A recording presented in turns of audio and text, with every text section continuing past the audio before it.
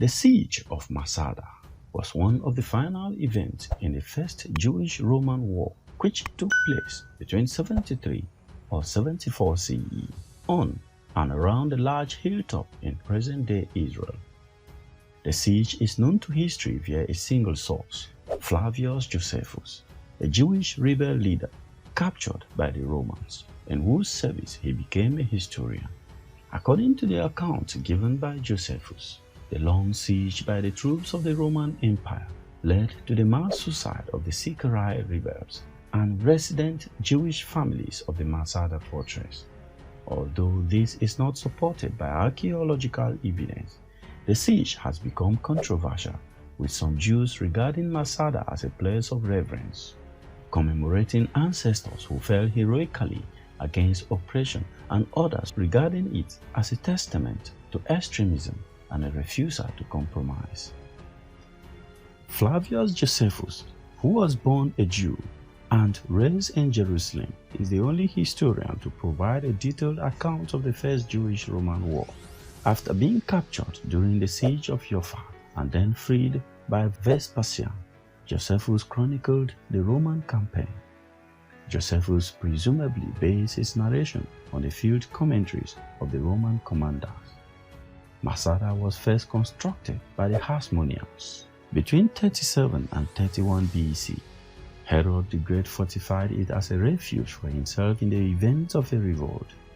In 66 CE, at the beginning of the First Jewish-Roman War, a group of Jewish extremists called the Sicarii overcame the Roman garrison of Masada and settled there. The Sicarii were commanded by Eleazar ben Yair, and in 70 CE, they were joined by additional Sicarii and their families expelled from Jerusalem by the Jewish population with whom the Sicarii were in conflict. Shortly thereafter, following the Roman siege of Jerusalem and subsequent destruction of the Second Temple, additional members of the Sicarii and many Jewish families fled Jerusalem and settled on the mountaintop, with the Sicarii using it as a refuge and base for raiding the surrounding countryside. In 72 CE, the Roman governor of Judea, Lucius Flavius Silva, led Roman legion ex fretensis, a number of auxiliary units and Jewish prisoners of war, totaling some 15,000 men and women, of whom an estimated 8,000 to 9,000 were fighting men, to lay siege to the 960 people in Masada. The Roman legion surrounded Masada and built a circumvallation wall before commencing construction of a siege ram against the western face of the plateau, moving thousands of tons of stones and beaten earth to do so. Josephus does not record any attempt by the Sicarii to counterattack the besiegers during this process. This was a significant difference from his account of other sieges of the revolt. The ram was completed in the spring of 73, after probably 2 to 3 months of the siege. A giant siege tower with a battering ram was constructed and moved laboriously up the completed ram, while the Romans assaulted the wall, discharging a volley of blazing torches against a wall of timber, allowing the Romans to finally breach the wall of the fortress on April 16, 73 CE. When the Romans entered the fortress, however, they found it to be a citadel of death. The Jewish rebels had set all the buildings but the food storerooms ablaze and had killed each other, declaring a glorious death, preferable to a life of infamy. According to Josephus, the Jews hoped that all of their nation beyond the Euphrates would join together with them to raise an insurrection. But in the end, there were only 960 Jewish zealots who fought the Roman army at Masada. When these zealots were trapped on top of Masada with nowhere to run, Josephus explained that the zealots believed it was by the will of God and by necessity that they are to die. According to William System, translator of Josephus, 2 women who survived the suicide by hiding inside a cistern along with 5 children repeated Eleazar ben Yair's exhortation to his followers prior to the mass suicide, verbatim to the Romans. since we long ago resolved never to be servants to the Romans, nor to any other than God himself, who alone is the true and just Lord of mankind. The time has now come that obliges us to make that resolution true in practice. We were the very first that revolted, and we are the last to fight against them, and I cannot but esteem it as a favor that God has granted us. It is still in our power to die bravely and in a state of freedom. As Judaism prohibits suicide, Josephus reported that the defenders had drawn lots and killed each other in turn, down to the last man, who would be the only one to actually take his own life.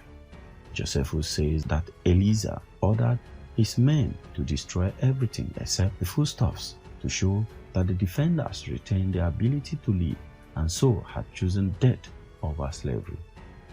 However, archaeological excavations have shown that storerooms which contained their provisions were also burnt. Whether this was by Romans, by the Jews, by later events, or natural fire spreading is unclear. According to Sheikh Cohen, archaeology shows that Josephus' account is incomplete and inaccurate. Josephus only writes of one palace, but archaeology reveals two. His description of the northern palace contains several inaccuracies, and he gives exaggerated figures for the height of the walls and towers. Josephus' account is contradicted by the skeletons in the cave and the numerous separate fires. According to Kenneth Atkinson, there is no archaeological evidence that Masada defenders committed mass suicide. And according to archaeologist Eric H. Klein, Josephus' narrative is impossible because the Romans would have immediately praised their advantage, leaving no time for Eleazar's speech or the mass suicide. Instead, Klein proposed that the defenders were massacred by Romans.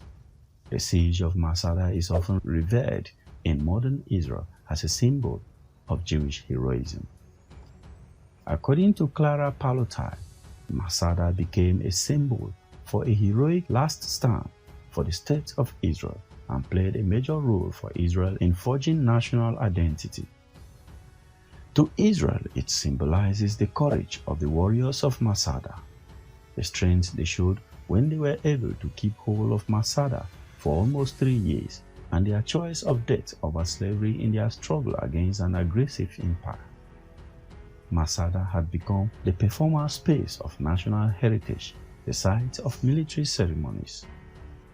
Others, however, sees it as a case of Jewish radicals refusing to compromise, resorting instead to suicide and the murder of their families, both prohibited by rabbinic Judaism. Researchers are questioning the findings of Yigal Yadin, the Israeli archaeologist who first excavated Masada.